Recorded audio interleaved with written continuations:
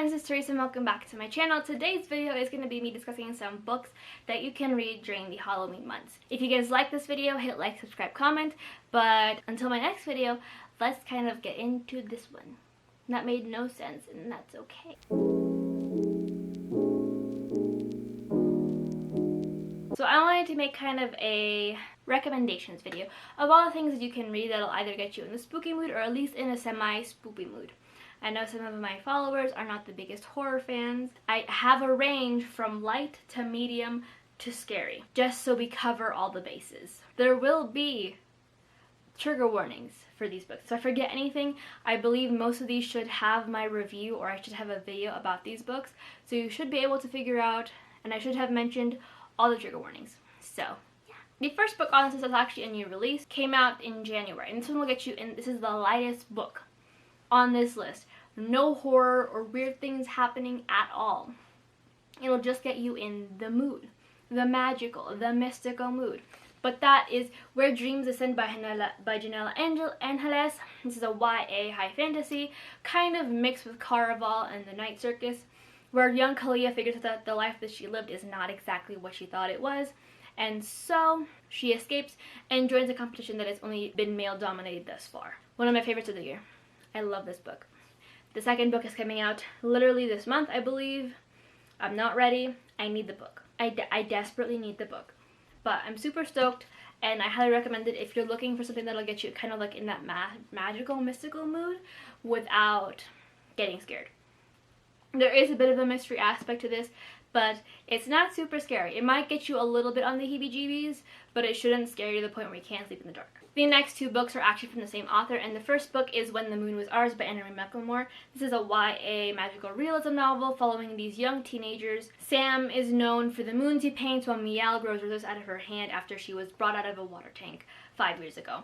This is basically more so a romance, but there is still some magical kind of spooky elements to this book that I think will get you in the mood while also getting you to cry. This book made me cry. So I highly recommend this book. Highly recommend Anna Marie McLemore as an author in general. They're one of my favorites. I think I only have 2 more books of theirs to read, unless they came out with more and I didn't notice. The next one by Anna Marie McLemore is Wild Beauty. This is another YA magical realism book following a family of women tending to a garden, and it's basically like there's a reason why, and that's because every time they fall in love, they magically disappear because of the garden. So they tend to this garden to make sure that no one else disappears.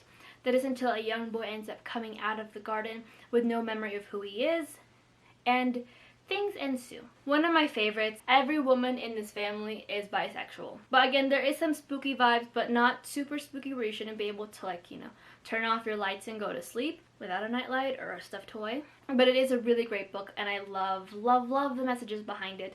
Highly recommend everything that Anna Marie McLemore writes. And it's perfect for spooky season, because there's always a little sprinkle, a little dab of spookiness I think everyone can enjoy. The next one is kind of a, no, I don't want to say a classic, but everyone knows this author, and that is The Graveyard Book by Neil Gaiman. This is an adult, I suppose, a children's novel, an adult novel, following a young boy who is raised by ghosts after his parents have been brutally murdered. This is based off The Jungle Book. I really enjoyed this book when I did read it. This cover specifically is so gorgeous. I need to buy the other cover because Stardust has a secondary cover that I really want from this specific edition. It's The Jungle Book, but spooky, involving ghosts. It screams Halloween, but it's not super scary. There is death in this one though, so be wary of that, because death is a thing, which I feel like should be implied because it's set in a graveyard. Potentially getting spookier and spookier. The next book is The Spellbook of the Lost and Found by Moira Fowler-Doyle. This is a YA fabulism book, I want to say, or urban fantasy, following a group of kids who, upon losing things, find a spellbook in the process. In that spellbook has a spell to find lost things, but in the process of wishing for all their lost things, they also find other things that they don't really want. It's ambiguous, I know, lots of LGBT rep in this one. Lots of trigger warnings in this one as well. So I will leave the trigger warnings. I believe they should be in my Goodreads review, but I think I have a review on this book as well. So you guys will be able to figure that out. Moira Fowler-Doyle, I think, is just a spooky read in general. the vibes from this book. It's a very fast-paced book, even though it doesn't seem like it. Very fast-paced, and I feel like more of Violet Doyle's pacing and just overall development of the book makes it a little bit spookier. And it does scream fall and witchy vibes, so it's perfect for this time of the year. The next book is actually getting spookier and spookier still, and that is Other Words for Smoke by Sarah Marie Griffin. This is another YA kind of fabulous novel following these young siblings who visit their aunt for the summer, and things ensue. Again, more trigger warnings on this one, but I really love this book. It's one of my favorites, but it's really good. There's a lot of witches. Again, it's set in Ireland, much like the Spellbook of the Lost and Found is set in, and I have a sticky note. This was a present from my friend Ethel, that because she read this before me. She read it and she sent it to me. We love that. But this is, she has a sticky note of what this book is about. She's in her own way. She said this book has the aesthetic of Ireland, Coraline, lesbians, witches, ghosts, and a hint of first loves. So I think it's perfect for Halloween. And like, I don't know if you guys can tell because it's getting darker, so my lighting's getting a little weird. But like, it's a little, there's a little bit of a foily-ish going on. What is Halloween without a paranormal romance? For this bit, I'm gonna have to go with Fallen by Lauren Kate. You guys will never stop hearing about Fallen. I am so sorry. Until I find something to replace it, which I don't think I will, at least not until I get the physical copies of some of the books that TB and I read at the beginning of the year. It's fine. But I think this is a perfect one. Follows young Luce, who after an accident in the school where she walks away but a friend of hers does not, she ends up being sent off to a boarding school for troubled youth as her last kind of get out of free jail card. During this, she meets the mysterious Daniel. This has a lot of Fallen Angels vibes. There's also a lot of kind of general spooky vibes, since this does deal with death and angels and demons, as well as kind of questioning your sanity a little bit. Sprinkle in some romance, which we always need in books. So, highly recommend for this if you guys are looking for something that's a little like not as serious for the Halloween season, but something that still will get you in the mood. And like literally this screams like Halloween. Look at that. Look at the angst and the blue color and the trees and the sobbing and it's dark. The next one is also another paranormal romance slash kind of horror, and this was popular in 2014. Like, it was popular a long time ago. But I can't stop thinking about it for the spooky. And that is going to have to be The Unbecoming of Mara Dyer by Michelle Hodkins. This is a paranormal romance similar to Fallen, where young Mara Dyer is involved in an accident where she walks away but her two best friends do not. I added this to the list even though while it is an oldie and we don't talk about the third book, I think that I am a huge fan of unreliable narrators.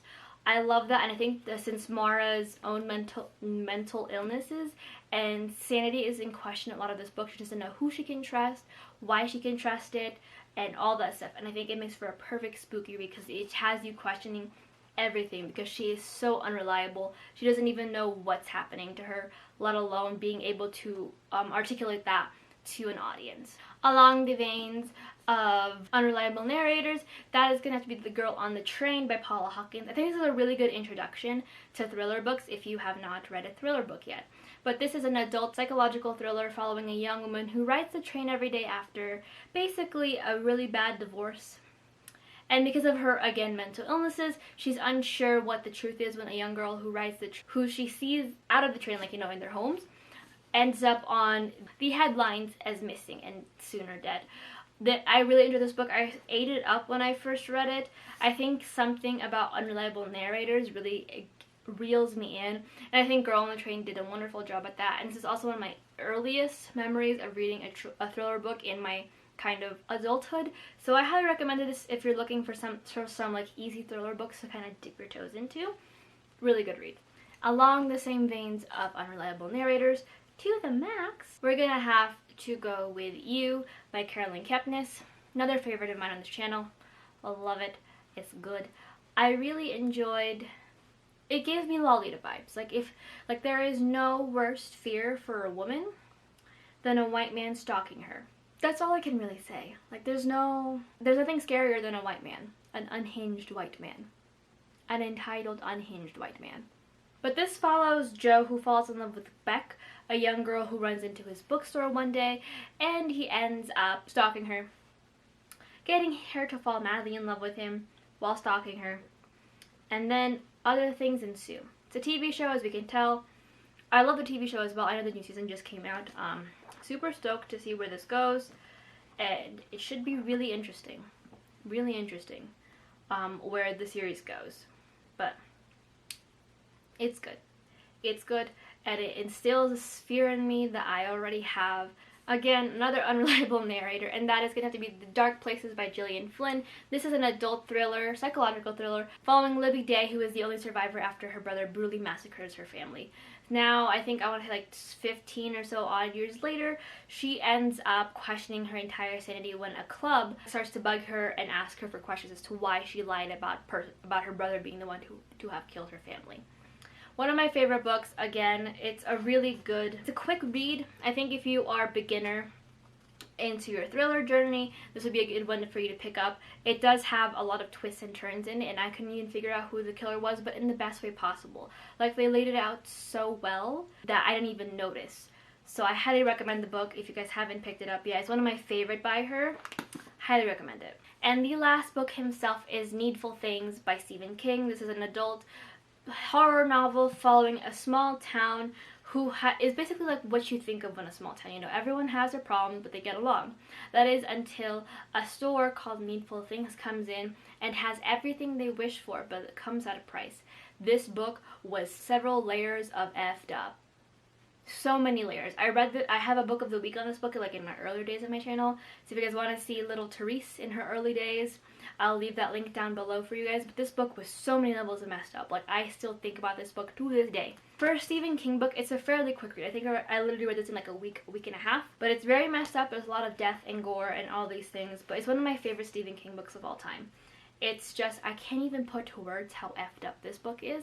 But it all makes sense, because when you present people with something they desperately want, there is no telling what lengths they will go through to get it. So I highly recommend it. But that is it for the books that I recommend for this Halloween season. As you guys know, I do host a scary readathon this month. It's not too late to join. So if any of these books you have been wanting to read but you're not sure of, now you know you can read them for this month. But until next time, hopefully you guys are having a wonderful week, and if not, hopefully your week is better for you. Bye!